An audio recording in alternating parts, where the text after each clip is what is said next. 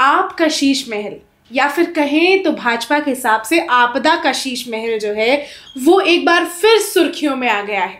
अब ये कहा जा रहा है कि पूरा जो चुनाव लड़ा भाजपा ने वो इसी मुद्दे पे मेन रख के लड़ा कि शीश महल जो है वो केजरीवाल ने भ्रष्टाचार कर करके बनाया है और दिल्ली की जनता को फूल बनाया है, यानी दिल्ली की जनता को ठगा है।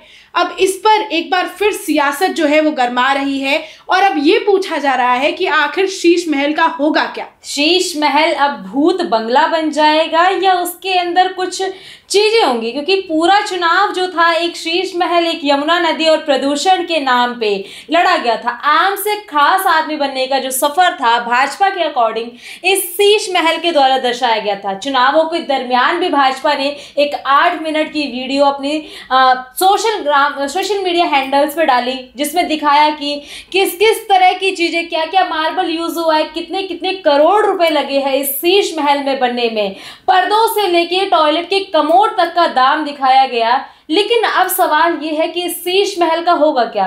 क्या ये शीश महल अब भूत बंगला बनेगा या भाजपा जो चुनाव लड़ रही थी, जो घेर रही थी आम आदमी पार्टी को इस शीश महल के नाम पे, या वो जाके इसमें रहेगी? आम आदमी पार्टी जब सत्ता में थी पिंकी, तो उन्होंने जब लगातार ये शीश महल के आरोप लग रहे थे तो एक चीज उन्होंने कही कि ये कोई पर्सनल घर नहीं है कर केजरीवाल का, अगला जो चीफ मिनिस्टर बनेगा वो भी यही रहेगा, तो ये उनके पर्सनल उसके लिए नहीं है। हालांकि कभी डिफेंड भी नहीं कर पाई पूरी तरीके से भाजपा के दावों को। जगह जगह भाजपा ने पोस्टर्स लगाए कि इतने करोड़ के पर्दे, इतने करोड़ के टॉयलेट सीट्स और रिमोट से चलने वाले पर्दे, पता नहीं क्या क्या ऐसे आरोप लगाए, पोस्टर्स लगाए। इनफैक्ट परवेश वर्मा ने तो पूरा ट्रक ही डिजाइन कर लिया था शीश महल के मॉडल पे। यदि देखा जाए तो सीपी के अंदर दिल्ली का जो दिल कहा जाता है वहां पर एग्जीबिशन टाइप बनाई गई शीश महल का पूरा एक साज सजावट, घर की रूपरेखा, अंदर जितने मीडिया वालों ने जो जो कवरेजेस करे, जो जो दावे ठोके, सारी चीजें दिखाई गई। जनता के बीच अवगत कराया गया कि शीश महल अंदर से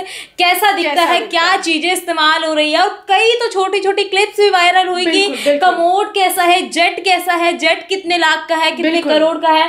अब इसके ऊपर पूरा चुनाव तो लड़ लिया गया, लेकिन जनता के मन में सवाल तो सवाल उठे कि सीएम आवास है, रहेंगे या नहीं रहेंगे। हालांकि पूरा जो चुनाव है वो लड़ा गया इस बात पे और इसका फायदा भी भाजपा को पूरी तरीके से मिला और लोगों के मुंह में ये शब्द रट गया। क्योंकि कहीं ना कहीं आम आदमी, यानी ये शब्द जो लेकर आए थे सत्ता में, वो अब खास आदमी बनते हुए दिखे शीश महल की वजह से। और लोगों को लगा कि असल में जो ये हमारी तरह रहने का दावा कर रहा था इंसान की वैगनार में घूमूंगा, घर नहीं लूंगा, सिक्योरिटी नहीं लूंगा, उसने वो सब चीजें सत्ता में आने के बाद की। तो लोगों का विश्वास उठा और लोगों ने उखाड़ के इनकी पूरी जो सत्ता थी उखाड़ के फेंक दी।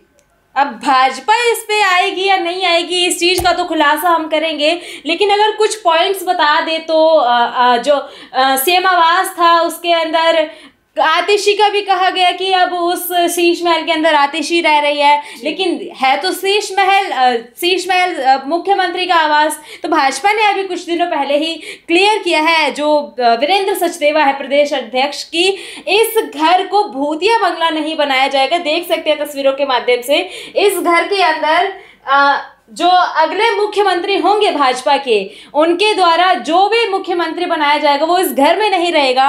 एग्जीबिशन या म्यूजियम या ऑडिटोरियम टाइप बनाया जाएगा। दिखाया जाएगा कि अंदर जो एक आम आदमी बन के गया था, खास आदमी कैसे बना।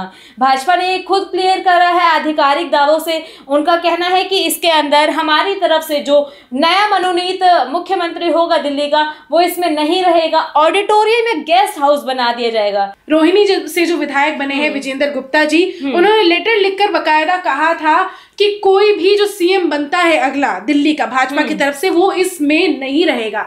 यानी कि हम खास आदमी नहीं है, हम शीश महल में नहीं रुकेंगे।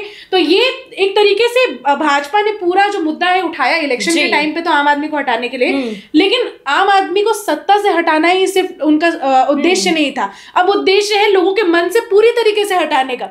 अब इसका आप जो एग्जीबिशन की बात कर रहे हैं, अगर वो हो जाता है तो लोग असल में उनके एक बहुत बड़ा प्रभाव जाएगा इस चीज का कि किस तरीके से भ्रष्टाचार का जो ये फैलाया गया है सिलसिला दिल्ली में, उस को लेकर लोग जो है वो और ज्यादा अवेयर हो जाएंगे। दूसरा आप कह रही थी परवेश वर्मा जो है, जो जिन्होंने नई दिल्ली सीट से अरविंद केजरीवाल को हराया है, उन्होंने भी बहुत चुटकी ली है इस बात पे। उन्होंने कहा है कि इस ऐसे शीश महल जैसे बंगले में तो कोई दुबई का शेख ही आके रह सकता है, हमारे जैसा आम आदमी जो कार्यकर्ता है, जन सेवक है, वो तो एक नॉर्मल घर में ही रहेगा। अब देखने की ये बात रहेगी कि नया मुख्यमंत्री तो कुछ ही दिन में आ जाएगा बीजेपी का। अब वो इस घर को सच में ऑडिटोरियम या गेस्ट हाउस बनाएंगे या नहीं, या एग्जीबिशन लगाएंगे या नहीं, ये सब तो आगे की देखने की बात रहेगी। लेकिन शीश महल जो एक मुद्दा बना, इससे आपको क्या लगता है कि एक मुख्यमंत्री के पास, आम आदमी के पास ऐसी खास चीजें होनी चाहिए या नहीं होनी चाहिए? चुनावी मुद्दा ये रहना चाहिए था या नहीं रहा था? कमेंट में जरूर बताइएगा। और आप कुछ कहना चाहेंगे समीक्षा? बिल्कुल, आपने सही कहा कि अब तो जैसे ही मुख्यमंत्री चेहरे का ऐलान होगा तभी पता चल जाएगा कि आखिर इसको मुख्यमंत्री आवास के रूप में फिर से अपनाती है भाजपा, या फिर इसका एक्चुअली ऑडिटोरियम या एग्जीबिशन लगा दिया जाता है जनता के लिए। और बाकी इस पे आपका क्या ख्याल है, जैसे कि पिंकी ने कहा कि हमें कमेंट सेक्शन में ज़रूर बताएं कि क्या शीश महल जो है वो अब ऐसा मतलब उसमें रहना चाहिए अगले सीएम को, या फिर जो इतना खर्चा किया गया है वो लोगों के लिए खोल देना चाहिए, उनको दिखाना चाहिए कि आखिर जो सच्चाई है शीश महल की वो क्या है। तो ये हमें कमेंट में जरूर बताएं। मैं समीक्षा नारायण और मैं हूं आपके साथ पिंकी पांडे। देखते रहिए हमारा चैनल।